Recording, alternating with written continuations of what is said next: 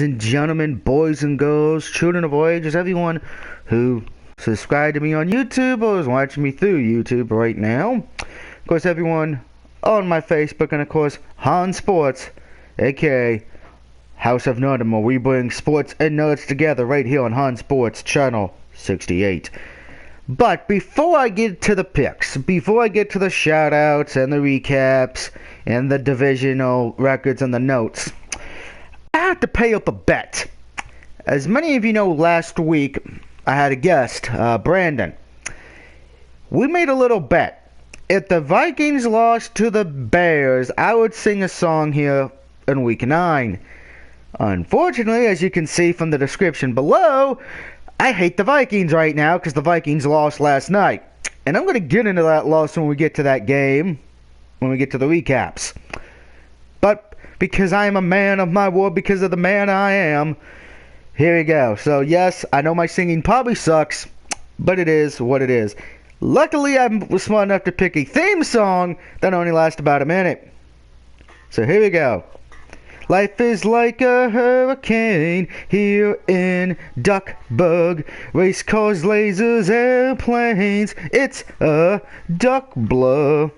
Might solve a mystery or rewrite history. DuckTales, woo! Every day they're out there making DuckTales, woo! Tales of daring, do bad, and good luck tales.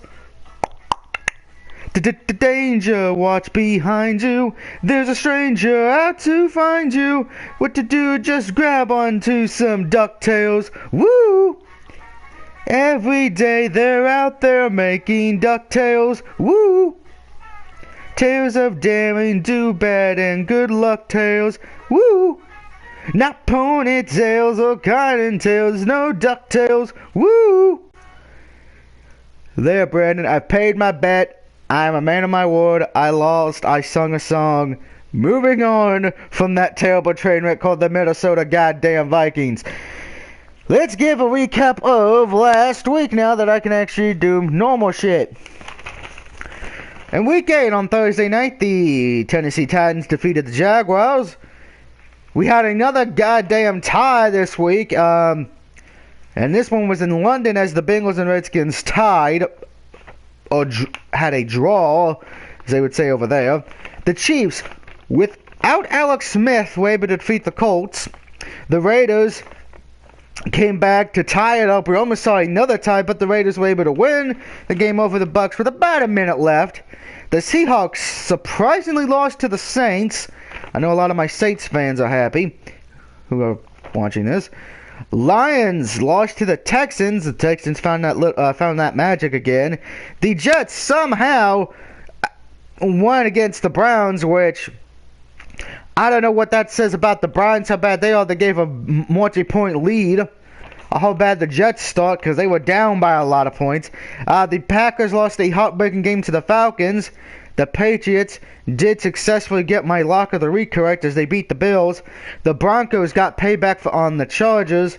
The Cardinals apparently was able to wake Cam Newton up a bit, and the Panthers losing to the Panthers. My Cowboys, who did look bad in that first half, found a way to come back and win the game near the end, sent it into overtime to win. Jason Witt got his first touchdown of the year. Congratulations to him. And then, of course, last night, the Vikings defeated... Well, the Vikings lost to the Bears as much as I was hoping for defeating them. So, this last week I went 7-5-1. For the season, I am 66, 52, and 2. A.k.a. 66 wins, 52 losses, and 2 ties. Now, let's talk about some of these games. Bengals and Redskins. If we needed a reason why we need to change the overtime rules to what they are in college, this is it. Now, I know some people don't want that. You know, some people think it's a gimmick. You know who I'm pointing out. But I think at this point now, we've had 2 weeks in a row where we've had ties. And I'm going to get into the history of that because that has not happened in a long time, and I'll get to that later. But that is disappointing. I feel sorry for the London fans because they had to see a tie. And I know the tickets have probably cost a lot of money because we don't go over there too often. if I was one of those people who saw the game there and that's what happened, I'd probably be upset. Granted, I know the British fans are used to it because of soccer or European football, for there to be more Pacific, but that's disappointing to me. That's the one thing I will say, and that's probably one of the reasons why ratings are so down in the NFL, because of that. Chiefs and Colts, I just want to touch on this. Alex Smith looks like he may not be playing this week because of the concussion protocol. So Nick Foles will start. Luckily, they play the Jaguars, so we'll see how that goes. Moving on, and this is a few games I wanted to touch as well. Panthers and Cardinals. Panthers finally showed that they are the defending NFC champions. Cam Newton showing that he's the MVP. He did come out and say, he's upset that the refs are not calling his stuff. I know some people said he needs to man up. Here's my thing, and this is the only reason why I do agree with Cam Newton on this. Where he got hit in below the legs. If that was Tom Brady, damn well they would have thrown that flag. If it was the golden boy of the NFL, I know, that's just my opinion. I feel like if it was certain players, Tom Brady, Aaron Rodgers, maybe Big Ben, the flag would have probably been thrown. That's just my opinion on that. Because we know refs sometimes a little, crazy with the rule books usually. Cowboys came back to win. I will say this. The Eagles have a great rookie quarterback. So do Dallas right now. It looks like this feud with these two rookie quarterbacks could be the next Brady and Manning if both stay healthy and no bullshit happens. Was a good game though Sunday night. Better than the Cardinals and Seahawks. Granted, what I do find funny, and they brought it up on Sunday Night Football. That's 3 weeks in a row now. The Sunday night game went into overtime. A little interesting there, in my opinion. And of course, last night, Vikings. What in the hell happened? You had probably what was a gimme game, a trap game nonetheless, but still a gimme game. Because Jay Cutler was just starting back. The Bears defense and offense hasn't looked that good this year. And what happened? You blew it. And I'm not blaming your defense. No. Your defense did its job the best it could. I'm blaming that offense, that entire offense, starting with the offensive line. I just thought, when I was told it was a bad old line, I'm like, well, they still got 5 wins, so they must be doing good, or better than we think. But now you've lost to the Eagles, who at least that's a credible loss on your record, on your schedule, because of the fact the Eagles look like a playoff team. But you lost to the Bears, who don't look like a playoff team. I'm sorry, they don't. Yes, they're turning sick. Yes, they keep some little magic bar of hope alive. But does anyone really think Chicago's making it? No. That was Jay Cutler's first good game in 4 years, I think? And I watched Mike and Mike this morning when I was making a cup of tea, and taking some notes down for this week. There's still talks of Jay Cutler probably won't be with Chicago next year. I've been hearing that as well, and I know there's a few friends of mine who don't like Chicago, or do like Chicago, depending on how you look at it. They want Jay Cutler gone, and I'm honest here. If Jay Cutler does leave Chicago, which I think would be beneficial, I think Chicago would do that, would be the smart thing, because Jay Cutler he has his moments where he shows that he is that paid player, the guy that got you to the NFC Championship game. But then there's times where when this is more about 8 out of 10 times this happens, he acts like a complete idiot. Now, yesterday I will say I noticed something. He was more emotional on the sidelines because usually he's just a robot. But last night I saw him shaking hands, patting players on the head or the back. So it looks like maybe he's found a soul in that robotic body of his. But the other one I want to point out for that Vikings loss, Sam Bradford. The one thing, and anyone who knows me knows I've said this off screen. I haven't been recorded this on record. I've been recording it, in other streams, on other parties I'm in. Brandon, if you're watching this, you can comment and say that Doug is right. I said the Vikings' biggest cause to concern would be Sam Bradford because, like Stephen A. Smith says, he was an accident waiting to happen. Granted, he says it about my Cowboys, but that's another story. Sam Bradford, originally when the trade was made, I think a lot of people were like, why? But then the Vikings started off 5-0, and everyone's like, hey, Sam Bradford might be playing well. He may have finally got over that curse. And then the Eagles game happened, and then last night. Yes, I will say, he's not hurt yet. That's the good thing. But, and this is why I've told Vikings fans, do you really think Sam Bradford can win you a Super Bowl? I think after these last two games, I think it's safe to say they may need to fix something. I think it's the offensive line they need to fix, because if you can fix that, then everything else should fix itself normally, usually. So we shall see on that, if that happens or not. If it does, hooray! If it doesn't, boo! Alright, moving on to the next thing. Get rid of that piece of paper. Don't need it now. We're going to the shout-out. Shout-out land, children. Because shout-outs are good. This week's shout-outs are brought to you in part by Manhunt for the PlayStation 2. It's not as good as you think, but it's still bloody and gory. I'd like to give a shout-out to Jim G and Stephen B for commenting on my YouTube channel last week. Thank you for that. I would also like to give a shout out to Captain On and The Last Caller, aka TLC, which you can catch about every week usually. Rock and Reese, I'm sure we're going to have a fun discussion if we do a show this week with the Browns game, because you're picking them. I don't know why. Still think you're insane for that. Also, a shout out to my buddy Brad and of course Brandon, who got the Bears game right last week. Shout out to Travis Glenn as well. Hopefully your Packers can turn it around. Also, shout out to Mr. T. Sean Jones and Face Off, which you could usually catch Tuesday afternoons usually. Also, shout out to Justin Baker and High Class Wrestling, which is, I believe, starting up pretty soon. Also, shout out to probably the two biggest Steeler fans I know, and Andrew, a.k.a. the Ghost of Test. I'm sure they're going to be wondering who I have in that game. Also, shout out to Mr. Turner, your Saints won.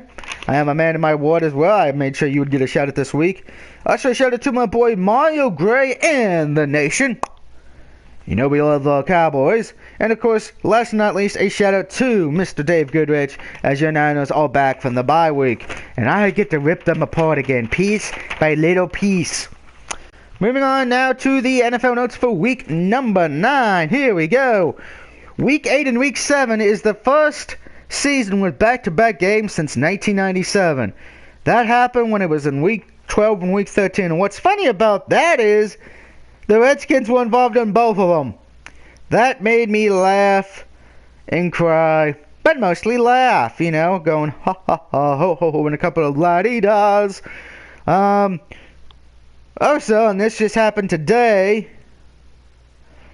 Percy Harvin, wide receiver, is coming out of retirement to sign with the Buffalo Bills for the rest of the season. Okay. Why? This one I have to actually ask. Why? It makes no goddamn sense. Period. And that's my opinion on that. Moving on. Derek Carr set Raiders' single-game passing record, having 513 passing yards in a win over the Bucs. Staying with the Oakland Raiders, the Raiders are 5-0 on the road. That is the best road record this year so far. Who has the best home record? You may be surprised by this, but it's the Houston Texans, as they are 5-0 at home. That is impressive. Also, the only two teams left who have a one loss right now is the Patriots and my Dallas Cowboys. I don't think anyone's shocked by the Patriots, but I think some people are probably shocked by the Cowboys. Going back to Oakland now, Raiders set an NFL record 23 penalties versus the Bucs.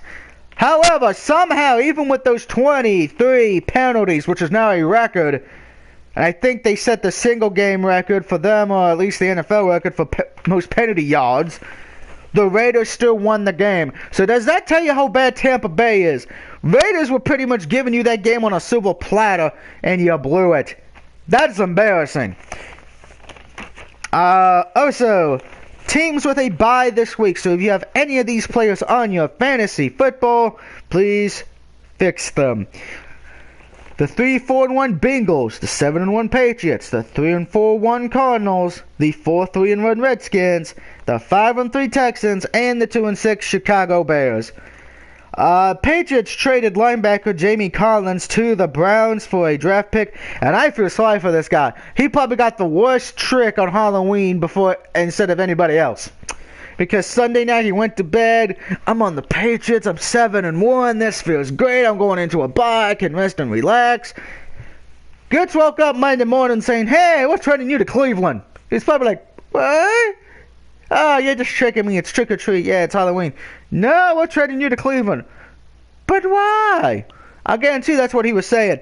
I feel sorry for him. You're going from a playoff Super Bowl contending team to a team who, in all intents and purposes, is probably getting the first pick in the draft because of the quarterback situation and all that. Also, Andrew Johnson has retired. He announced that yesterday. And Packers waived running back David, the running back they got, David, from the Chiefs, less than 2 weeks after trading for him. That's fucking sad. Question of the video is this: who is your MVP at the halfway point this season? We are now in week 9. We are past the halfway point. To me, I know a lot of people are going to say Tom Brady, but I have a rule that says if you're suspended or you're injured and you miss any games, you automatically are not up for it in my eyes, because you're not you weren't healthy or you got suspended for whatever reason. That's just me. I'm sure somebody's going to say that's not but whatever. I'm actually not going to pick Dallas here. I'm not picking Ezekiel, and I'm not picking Prescott. I'm not doing that because everyone would expect that. To me, I'm looking at a team who he should be at least up for consideration. I know he's not going to win the MVP, unfortunately, but he should be at least up for it, and that is David Carr. He has been playing damn good football.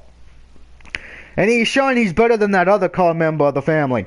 I think he is my MVP right now because he's been playing so well. He should be up for it. I know he's not going to win it, but let's at least nominate him. He deserves that much. I think he's probably going to win, if anything, most likely the most improved player of the year. Because he has improved a lot. Give him that. Alright, going to the standings now. In the AFC East, the Patriots lead that at 7-1. The Bills are right behind them at 4-4, but as anyone who saw the after the game interview, Bills coach pretty much said it. They're probably not going to catch the Patriots, so they're probably going to win. Patriots are going to win that division. Dolphins are 3-4 in that division, and the Jets are 3-5. Remember, the Dolphins and Jets do play against each other, so this kind of could decide who gets at least third place and keeps playoff hopes, wild card hopes alive.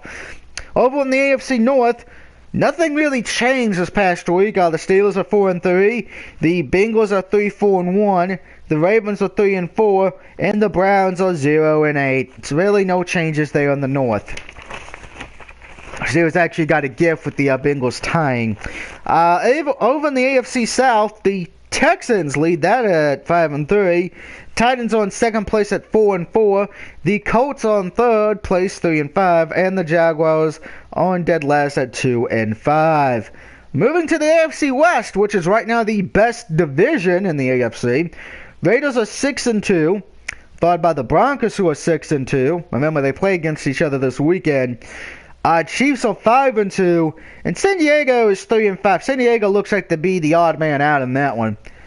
We're jumping to the NFC with the NFC East, which has proven to be the best division so far as well. In the NFC, Cowboys are 6-1, followed by the Giants in second place due to tiebreakers at 4-3. The Eagles on third place at 4-3, and the Redskins are in last at 4-3-1.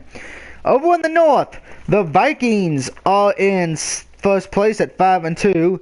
The Packers are in second at 4-3. The Lions are in third place at 4-4, and the Bears are 2-6 and dead last.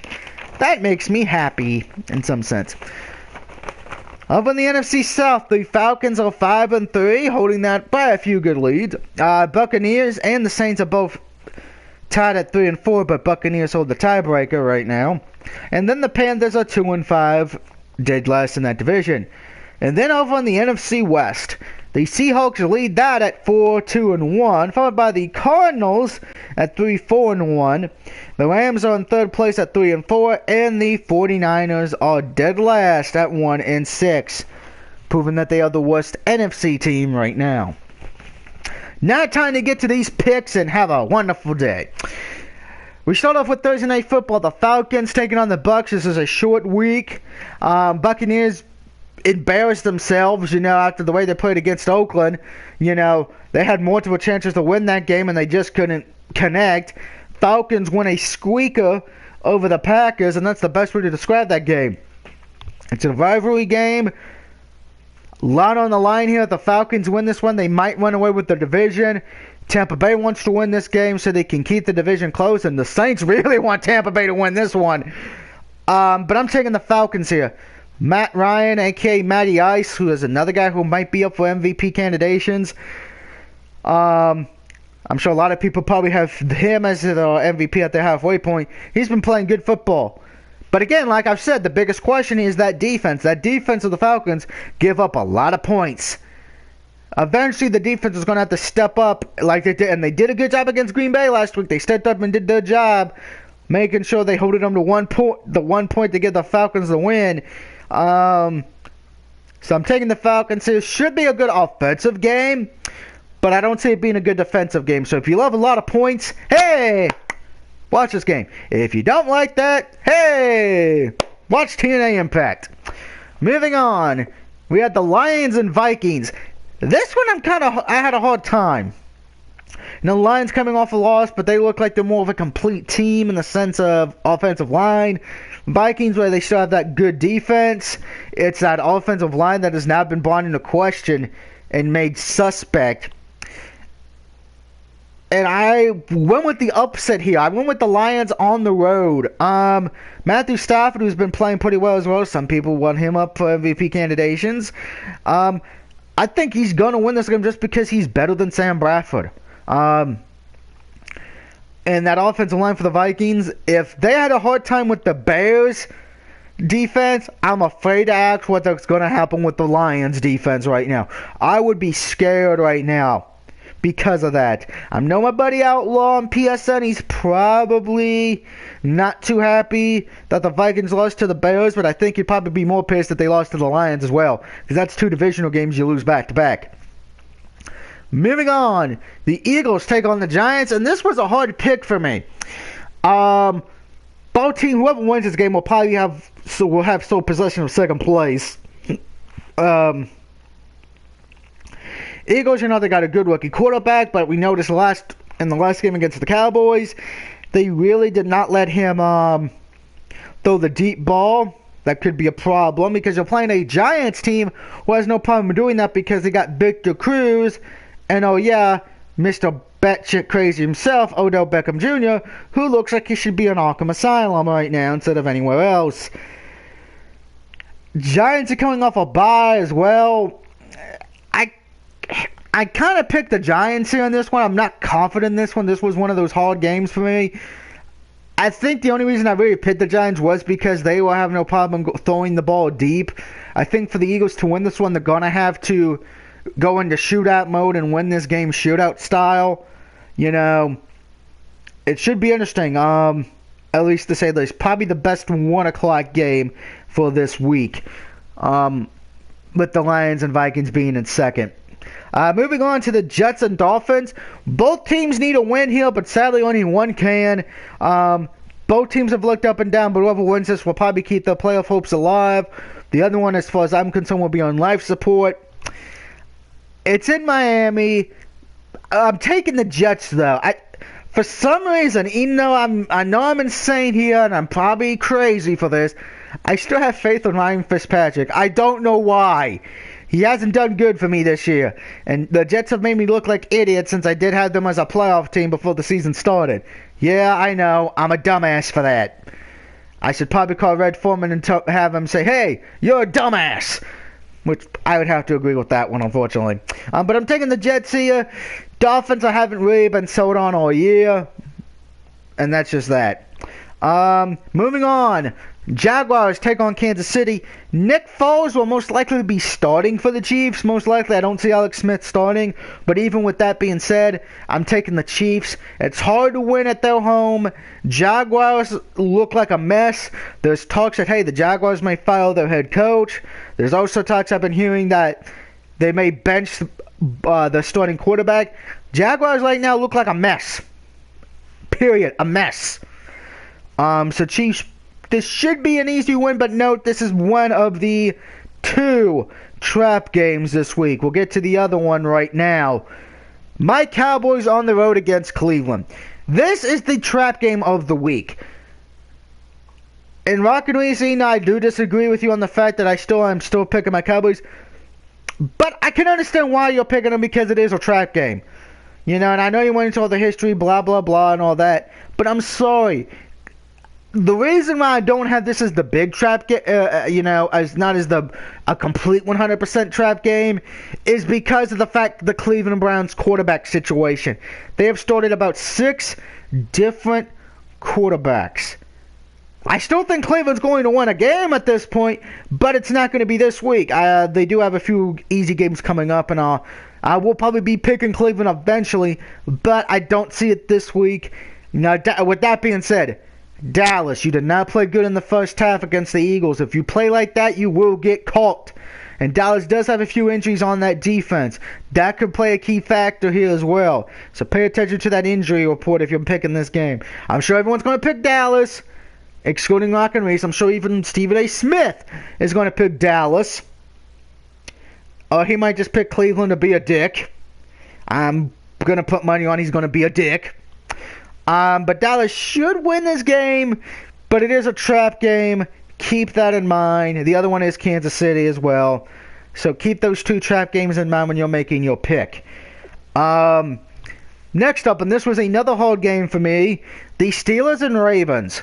Now, Ravens, as I've been saying, they don't look like a bad team, but they have no running game. Steelers, the question here, and this is why I had a hard time, is Big Ben playing? Right now, there's talks that he was at the practice yesterday, throwing with the first stringers, so it looks like he's going to probably come back. I don't think he should. I'd give him another week, safe instead of sorry. Last thing you want to do is rush him back and boom, he gets hurt again. That's just my opinion. And I had a hard time picking this, and as much as I know my mom is going to kill me if she hears this pick, I am taking the Steelers, unfortunately, to beat the Ravens. As much as I want Baltimore to win this game, I cannot justifiably pick them due to having no running game. Steelers have a running game. The Steelers got probably the better receivers as well. So Steelers should win this game. So, sorry, Mom. And I know, Brad, you're a Ravens fan too, so I apologize. But I just can't. I can't in good cautious. I can't in good heart pick the Ravens in this case. I can't. Now, Big Ben's not playing. I'm going to regret picking the Steelers, but for now, I'm picking the Steelers. It's not a confident pick, but it's a pick nonetheless. Moving on, the Saints versus the 49ers, and this is my lock of the week. I am picking the New Orleans Saints to beat the 49ers here. I don't exactly trust San Francisco. I've said that all year long. The quarterback situation there is probably just as bad, if not worse, than the Browns, because you have Kaepernick, who's not shown that he is the alleged star that he used to be, because since that one Super Bowl run they had, he has not played like the superstar he was. And then, of course, who the original starting quarterback, he didn't do no better either. You got a defense that's in sham that looks terrible. Granted, that's because Chip Kelly doesn't know what a defense is. And the offense is not that great either. Now, the only benefit for the Niners is the Saints are having to travel across country. That's probably the only advantage. But Drew Brees remembers playing in San Diego, so his body's probably used to this. Saints win this game and keep playoff hopes alive. Moving on, Panthers and Rams. This one I had a hard time with because the Panthers are the question here. Can they be the team that used to be good? Can they be the team that was the team that is the defending NFC champions? Can they be that team that was in the Super Bowl and actually made it and looked decent? Or B, are they going to go back to what they've been doing most of this year and lose bad because they suck? But I'm taking the Panthers here because I don't trust the quarterbacks at all. And that's just my opinion on that. I don't trust the quarterback situation. And I'm sorry, at this point, Rams are, I'm sure one of my buddies has been making fun of the Rams. He's going to make the Rams great again by going 8-8. And plus, hey, the coach is only a few losses away from breaking the record for most losses by a head coach. That makes me happy. And I really, really, really can't wait for that because I would be enjoying that very much. Moving on to the Packers and Colts. Travis, I'm going to make you happy. I am picking the Packers here. Colts have unfortunately, and I've been saying this a lot, I like Andrew Luck. They've been underperforming this year to me. Now, of course, with that being said, Green Bay, this is a tough game. Yes, I know technically it looks like an easy win, but your defense has been suspect a bit, and Aaron Rodgers has been up and down. But I'm taking Green Bay here. I trust them a little more because of what's going to happen with Indianapolis. So go Green Bay on this one. I just feel like Aaron Rodgers will show why he is the man. Moving on, the Titans and Chargers, and guess what? I'm going to be crazy. I'm taking Tennessee. Tennessee's actually been shown to be a decent relative team and could at least make it interesting in their division with the Texans, or at least make it interesting down the road in the wild card races coming up. San Diego needs this game, though. Titans don't need this game. San Diego needs this game more, because if they lose this game, that could be the nail in the coffin for Phillip Rivers and pretty much any hope of getting back to the playoffs. But I just trust the Titans' offensive running game more. I just trust the running game more there. Phillip Rivers is definitely the better quarterback in this situation. Same time, San Diego's blown leads in the second half. I don't trust that. I can't. So Titans win this game. And Titans could be a little bit of that dark horse that we're not talking about yet. So if the Titans win this one, I'm going to say we should be talking about them more. Moving on to the Sunday night game, which this is the hardest pick of the season so far. The Broncos and Raiders. Now it's in Oakland. Raiders, while they're a great road team, they are not a good home team because that's where their losses have come on at home. Denver, kind of a decent road team, better at home, but they're doing good on the road. Very hard pick here. And as much as I wanted to pick the Raiders, David Carr's been doing great. They've been playing very good football. They gave up a lot of penalties.